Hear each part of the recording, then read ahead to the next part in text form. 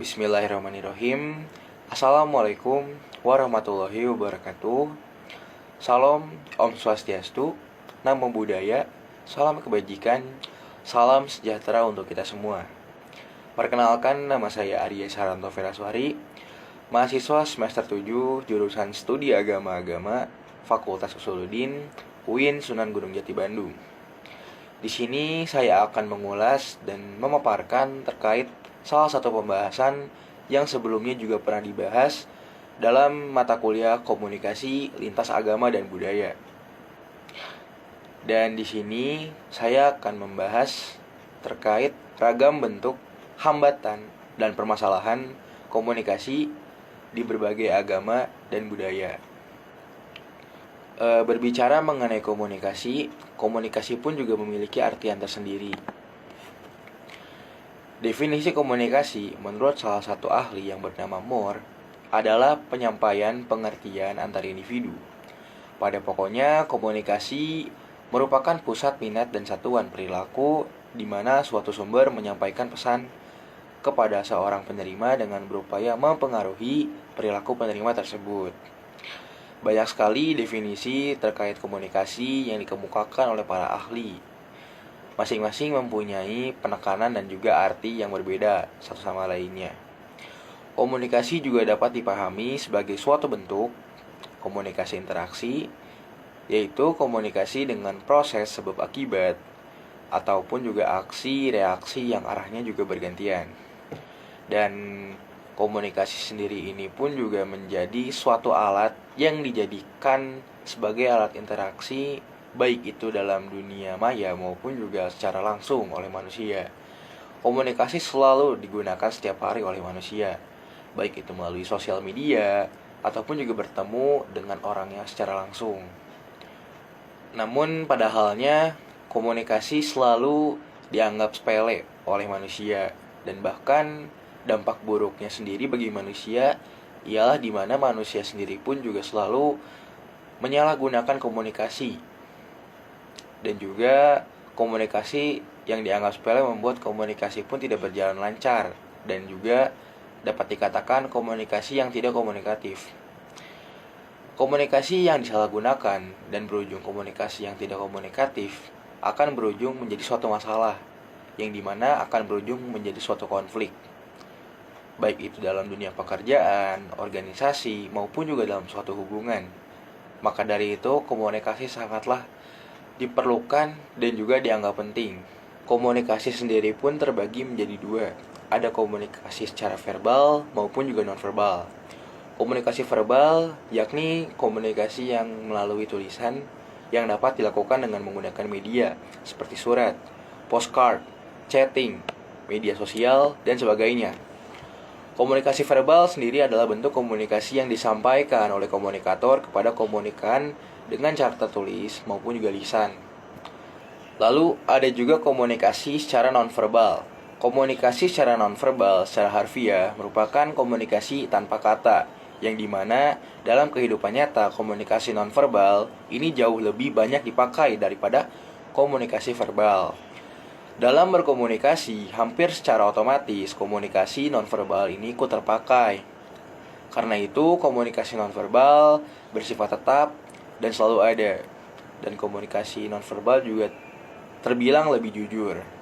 Kembali lagi ke pembahasan terkait ragam bentuk hambatan permasalahan komunikasi di berbagai agama dan budaya. Selanjutnya ada komunikasi antar budaya.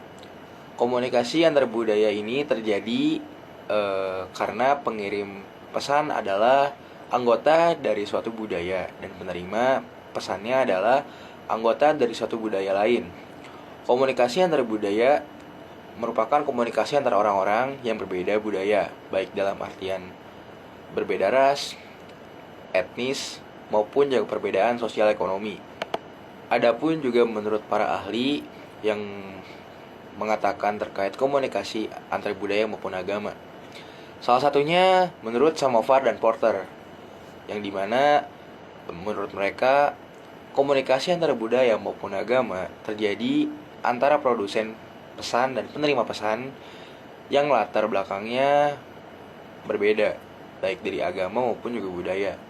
Lalu juga ada menurut Charlie Haidut, mengungkapkan komunikasi antar budaya maupun agama meliputi komunikasi yang melibatkan peserta komunikasi yang mewakili pribadi, antar pribadi, ataupun kelompok dengan tekanan pada perbedaan, yakni latar belakang kebudayaan maupun keagamaan, dan yang mempengaruhi perilaku komunikasi para peserta. Selanjutnya, ada juga terkait hambatan komunikasi. Seringkali komunikasi antar individu mengalami hambatan yang disebabkan karena tidak adanya pengetahuan yang mendalam mengenai perbedaan latar belakang budaya maupun agama dari pihak lain.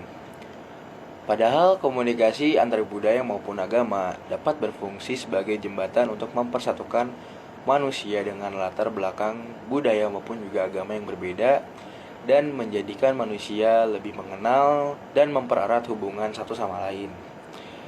Dan berikut salah satu hambatan dalam komunikasi antar budaya maupun agama.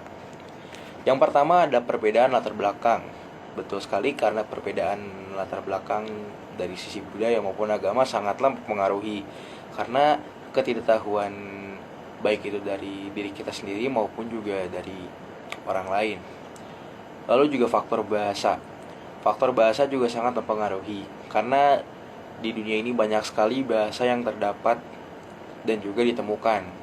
Dari setiap negara pun juga hampir bahasanya berbeda-beda. Lalu juga ada sikap pada waktu komunikasi, yang juga sangat berpengaruh penting terhadap komunikasi.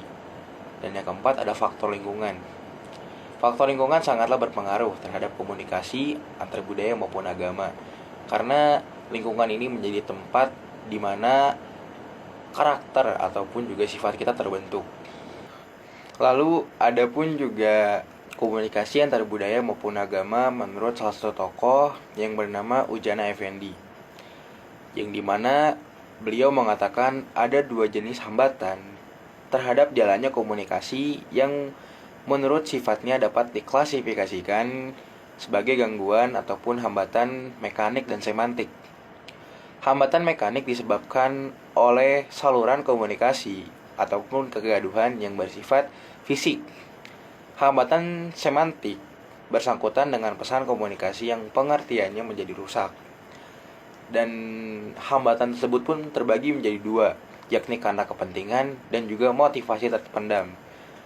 Hambatan yang dapat dikatakan dengan adanya kepentingannya akan membuat seseorang selektif dalam menanggapi ataupun menghayati suatu pesan. Dan yang terkait motivasi terpendam, motivasi akan mendorong seseorang berbuat sesuatu yang sesuai benar dengan keinginannya, kebutuhannya, dan juga kekurangannya. Semakin sesuai komunikasi dengan motivasi seseorang pun semakin besar kemungkinan komunikasi itu dapat diterima dengan baik oleh pihak yang bersangkutan. Sebaliknya, komunikasi akan mengabaikan suatu komunikasi yang tidak sesuai dengan motivasinya. Salah satu contohnya komunikasi yang tidak komunikatif. Selanjutnya masih terkait hambatan dalam komunikasi lintas budaya maupun juga agama. Di sini ada pun juga hal yang juga mempengaruhi terkait hambatan dalam komunikasi lintas budaya maupun juga agama. Salah satunya etnosentrisme, yang merupakan keyakinan kepercayaan bahwa budaya sendiri pun juga lebih unggul dari budaya lain. Lalu yang kedua juga ada prasangka. Prasangka sendiri merupakan persepsi yang keliru terhadap seseorang ataupun kelompok lain, yang dimana konsep prasangka ini mirip sekali dengan stereotip. Bahkan dikatakan juga bahwa prasangka merupakan konsekuensi dari adanya stereotip. Lalu selanjutnya juga ada jarak sosial. Jarak sosial berbicara terkait kedekatan antar kelompok secara fisik maupun juga sosial. Lalu juga ada atribusi. Atribusi sendiri merupakan proses identifikasi penyebab perilaku orang lain yang dilakukan oleh seseorang untuk menetapkan posisi dirinya. Lalu juga ada sikap. Sikap merupakan hasil evaluasi dari berbagai aspek terhadap sesuatu. Sikap menimbulkan rasa suka ataupun juga tidak suka. Lalu juga ada misinterpretation atau salah tafsir, yang merupakan kesalahan penafsiran yang pada umumnya disebabkan karena adanya persepsi yang tidak akurat.